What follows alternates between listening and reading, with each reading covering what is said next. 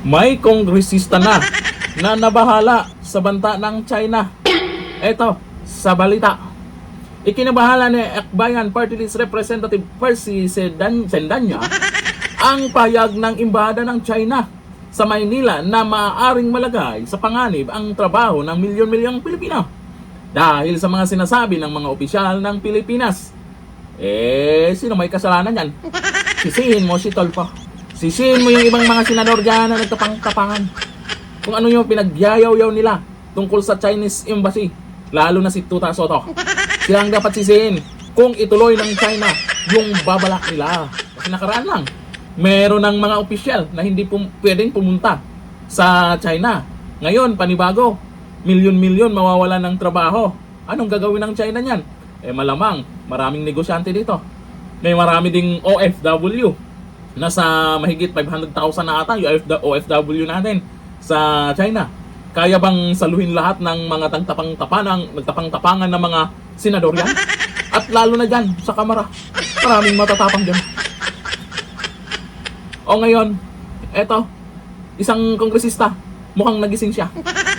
Bagamat ang naturang mga pahayag ay hindi na umano bago, umaasa si Sendanya na pabawiin ito ng Chinese Embassy. Tingin sa Chinese Embassy, duwag? Yung mga nagtapang-tapangan sa Senado, yung mga duwag. Kagaya nung isa, si Tulpo. Sabi niya, maginahinay na daw.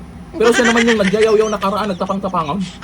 Hiniwok din ni Sendanya ang gobyerno ng Pilipino na gumawa ng hakbang upang matiyak na maproteksyonan ang mga Pilipino sa nagtatrabaho sa China, Hong Kong at Macau. Yan lang naman ay babala pa lamang, pero mayroon ng nasampulan. 16 na opisyal ang hindi na pwedeng pumunta sa China, Hong Kong at Macau. Sino ang may kasalanan? Baka isisi niyo na naman sa Duterte yan.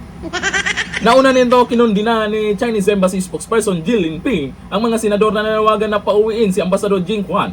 Sinabi ni Jing na maaring malagay sa alanganin ang trabaho ng mga Pilipino dahil sa mga ganitong pahayag. Gising-gising na kayo. Inaaway niyo yung hindi naman dapat nating awayin. Hindi ba pwedeng makipagkaibigan na lang sa ating kapitbahay na alam po natin ay napakalaking bansayan at wala tayong kalaban-laban pag umaksyon yan? Kagaya na ito sa mga OFW. Di ba? Ang pagsabihan mo, itong magaling daw na kongresista to, pagsabihan mo yung mga senador dyan, lalo si SP Tuta Soto, pagsabihan mo yan. Hanggang ngayon, tapang-tapangan pa rin yan. Si Erwin Tulfo mukhang nagising na rin eh. Nagbago na ng ihip ng hangin niya eh. Hinahinay lang daw. Sa mga anti-China dyan, kaya nyo ba? Di ba? Hanggang dito na. Thank you.